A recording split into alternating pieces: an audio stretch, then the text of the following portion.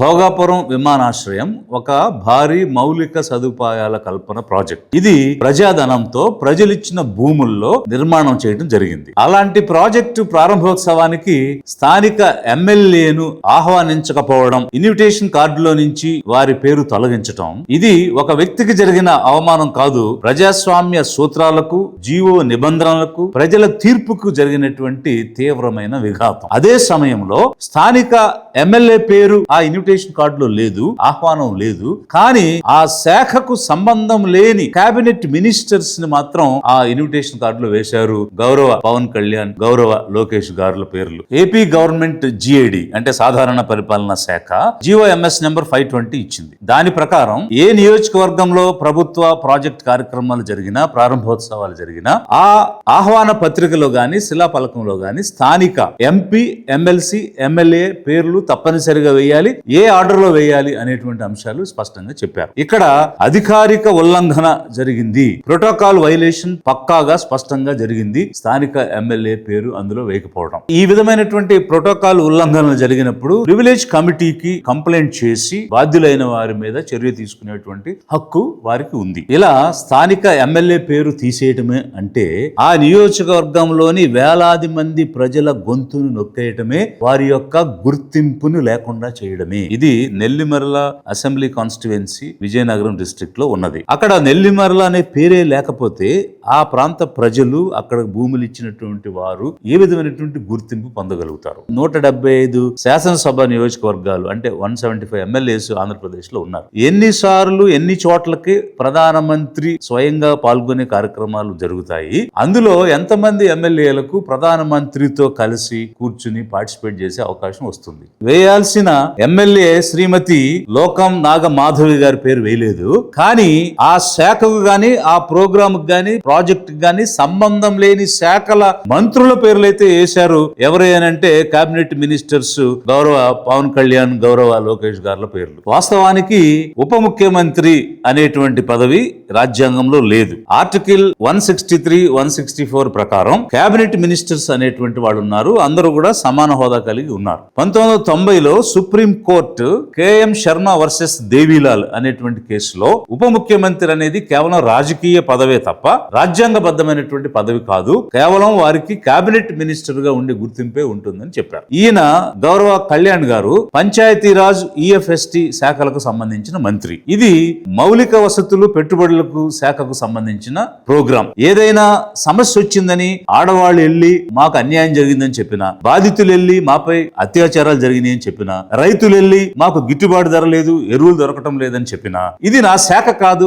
అని తప్పించుకునే ఈ డిప్యూటీ సీఎం ఏ శాఖ అని అక్కడికి వెళ్లారు? తనకు సంబంధం లేని శాఖ ప్రోగ్రాం జరుగుతున్నప్పుడు తన పేరు ఎందుకు వేయించుకున్నారు? అంటే మీకు అవసరమైన దగ్గర, మీకు గుర్తింపు కావాలనుకున్న దగ్గర శాఖలతో సంబంధం లేదు. ప్రజలకు అన్యాయం జరిగినప్పుడు, అత్యాచారాలు జరిగినప్పుడు, రైతులు నష్టపోతున్నప్పుడు ఏకరువు పెడితే కనీసం మాట సాయం చేయడానికి కూడా మీకు శాఖలు అడ్డం వస్తాయి. ప్రోటోకాల్ ఉల్లంఘించి ఇన్విటేషన్ కార్డులో వేసిన రెండో పేరు నారా లోకేష్, గౌరవ మినిస్టర్. అయితే GOMS 71 లో GAD ఎవరెవరికి ఏ శాఖలు అనేటువంటిది ఇచ్చింది. గౌరవనీయ లోకేష్ గారు వారికి శాఖలు HRD, IT అనేటువంటివి వారికి కూడా కేటాయించారు. మరి తన శాఖకు సంబంధం లేనటువంటి ప్రాజెక్ట్ ఇనాగరేషన్ లో ఏ హోదాలో ఈ గౌరవ లోకేష్ గారు ఆ ప్రోగ్రామ్ లోకి అటెండ్ అయ్యారు? ఈ ఈవెంట్ జరగడానికి ముందు 11 మంది మినిస్టర్స్ తోటి దాన్ని మానిటర్ చేయమని ఒక మెమో ద్వారా ఒక సబ్ కమిటీని వేసున్నారు. దానిని సూపర్వైజ్ చేయమని ఈ గౌరవ లోకేష్ గారికి బాధ్యతలు ఇచ్చారు.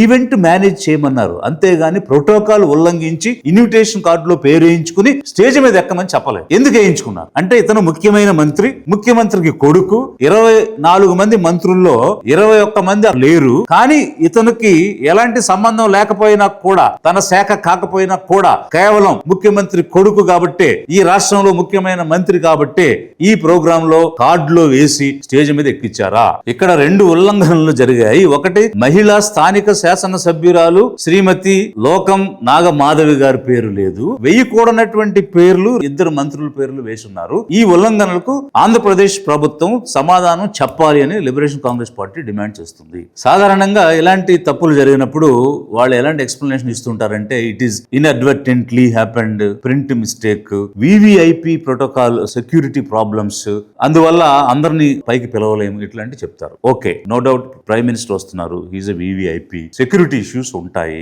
అది అక్కడ వేసిన డయాస్ స్టేజ్ మీదకి వెళ్ళడానికో పక్కన నిలబడటానికో సెక్యూరిటీ ఇష్యూస్ ఉంటాయి, కానీ కార్డు మీద వేయడానికి రాళ్ల మీద వేయడానికి ఏం సెక్యూరిటీ ఇష్యూ ఉంటుంది? సో ఇలాంటివి అనేక కారణాలు చెప్పి తప్పించుకుంటారు. బట్ ఇక్కడైతే ఉల్లంఘన జరిగింది. ఒక మహిళా శాసన సభ్యురాలు జనసేన పార్టీకి చెందిన వ్యక్తికి అవమానం జరిగింది.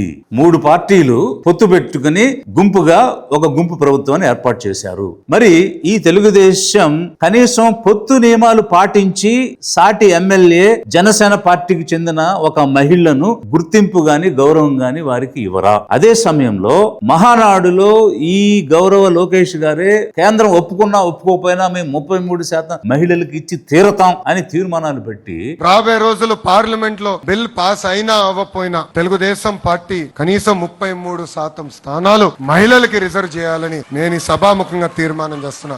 ఇదేనా మహిళలను గౌరవించే విధానం? గెలిచిన ఎమ్మెల్యేకే మీరు గుర్తింపు గౌరవం ఇవ్వడం లేదు, సామాన్య మహిళలకి మీరు గుర్తింపు గౌరవం ఇస్తారని జనం నమ్మాలా, అనుకోవాలా?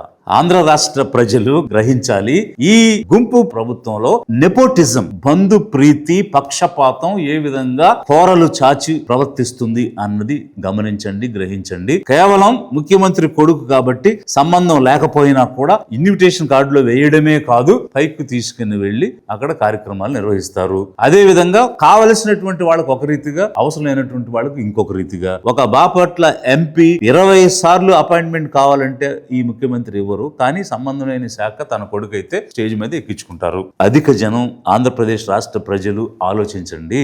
ఈ కుటుంబాల పాలన ఇంకా ఎన్నాళ్ళు? కనీసం రాబోయే ఎన్నికల్లో అయినా ఈ 2 కుటుంబాల పాలన నుంచి రాష్ట్రాన్ని విముక్తి చేద్దాం. అందుకోసం మన ఓటు మనం వేసుకుని మన నాయకత్వంలో మనం అధికారంలోకి రావాలి అని ఆలోచన చేయమని లిబరేషన్ కాంగ్రెస్ పార్టీ నుంచి నేను విజ్ఞప్తి చేస్తూ ఉన్నాను.